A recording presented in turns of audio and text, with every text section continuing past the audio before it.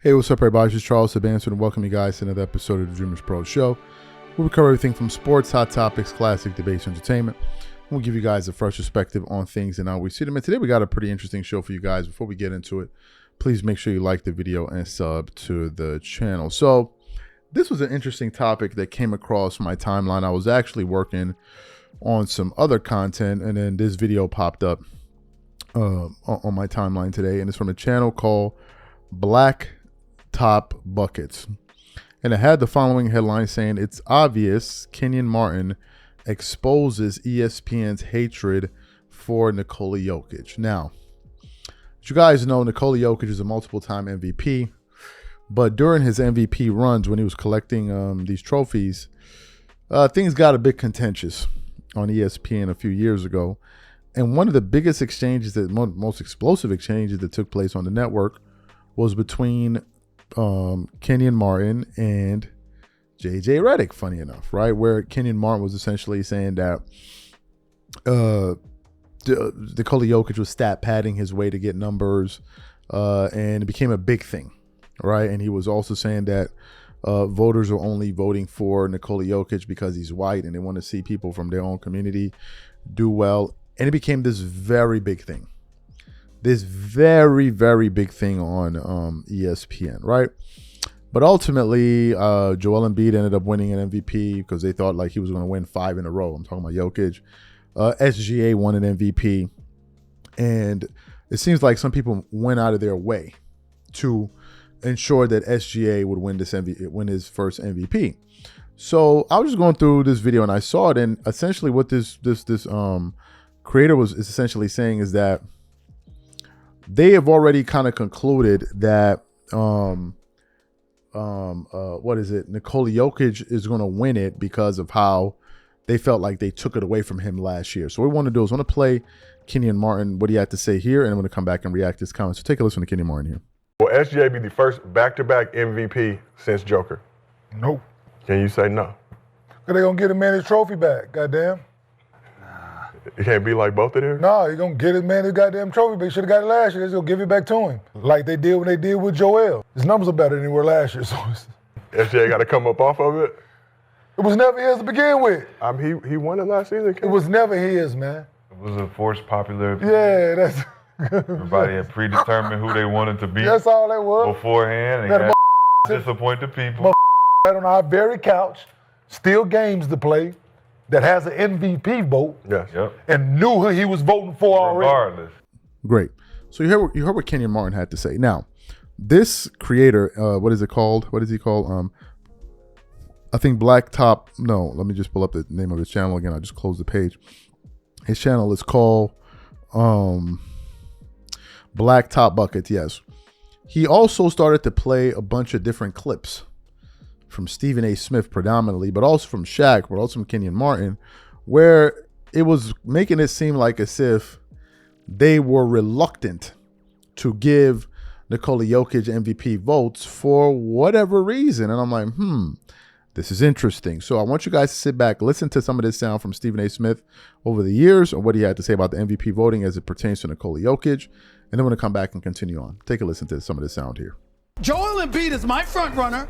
I mean, it's over for me. It's no way. I'm just not going to let people do that to SGA this year, okay? I don't give a damn. SGA was my MVP last year. He would be my MVP this year. Should Jokic have won his third most valuable player award?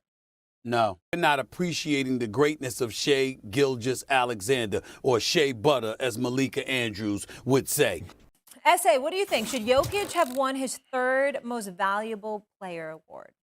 No, I don't feel that way. I have a vote. He did not get my vote. My vote went to Shai Gilgeous Alexander, who I think should have been the worthy recipient of this award. I want to say this about Nikola Jokic because I don't want people to misunderstand. He is great. He's phenomenal. He's a champion. I think he's got the best commercial out there with the Despicable Me characters and the therapist. I think it's absolutely hilarious. Great personality, great ambassador, global ambassador for the game of basketball. And I'm happy for him because I'm not trying to imply that he doesn't deserve it, that he's not worthy of such acclaim and such honor. What I'm saying is there's a brother this year that I think has been vastly ignored. I know he finished number 2 in the voting, but I still feel that he hasn't been appreciated enough. Shai Gilgeous-Alexander, I think he's like 25 years of age, 24, 25 years of age. He was the 3rd leading scorer in the league this year, averaging 30. He scored over 30, more than 50 games this year. He was the 3rd leading scorer in the league. He's one of the top leaders in the league in steals, field goal percentage shooting, etc. The Oklahoma City Thunder are one of the top 2 youngest teams in the entire NBA. And they were the number 1 seed in the West. Number 1. They got the number 1 seed. Shai Gilgeous-Alexander has everything to do with that. And when you consider his youth, when you consider what the fake accounts reminded us of the other day when Danilo Gallinari and Shai Gilgeous-Alexander, along with 6 first-round picks, were traded in order for them, the Clippers, to acquire Paul George. And you see what this brother is doing on the basketball court. We know about the greatness of Jokic. We know that when you're the champion, everybody's giving you their A game. We get all of that. We understand it. We know Jeff Green and Bruce Brown have gone and it's compromised their bench, which put more of an onus on the starters. We get all of that too. But this is a regular season award. And when you consider what Shai Gilgeous-Alexander meant to the Oklahoma City Thunder, how young they are in the process, how he's galvanized those boys, he's played a role in galvanizing those boys. He is their clear, unapologetic leader. And you see what he has done. Great. So you heard that. Now, just as a quick thought experiment, I actually decided to put up a poll on our channel before doing this show. About 30 minutes ago. By the time this show comes out, it's going to be out. The poll would have been up for a few hours. So make sure you guys go vote on it as well. So I asked the audience this. I said, who do you have leading the MVP race so far? And out of the 500 voters that have voted so far, I gave 4 options: Nikola Jokic, SGA, Cade Cunningham, and Luka Doncic. So out of the 535 voters, right? Well, now 41 because I just refreshed. 52% said Joker. 26% said SGA. Cade Cunningham has 8%. And Luka Doncic has 4%. Now, here's what's interesting. If you look at the NBA standings, let's start out in the Eastern Conference. The Detroit Pistons are the number 1 team in the Eastern Conference. And they've won 13 games in a row, with the second best record in basketball of 15-2. Hence the reason I put Cade Cunningham up there. The Nuggets have the second best record in the West with a 13-4 record, 8-2 out of their last 10. And if I look up Nikola Jokic's stats, I'm sure he's putting up some gaudy numbers. I haven't looked at his numbers this season, but I'm gonna look at them now. So Nikola Jokic is averaging 30 points a game on 62.6%. Oh my God, on 62.6% shooting from the field. For my Lord, bro. 43.4% from the 3.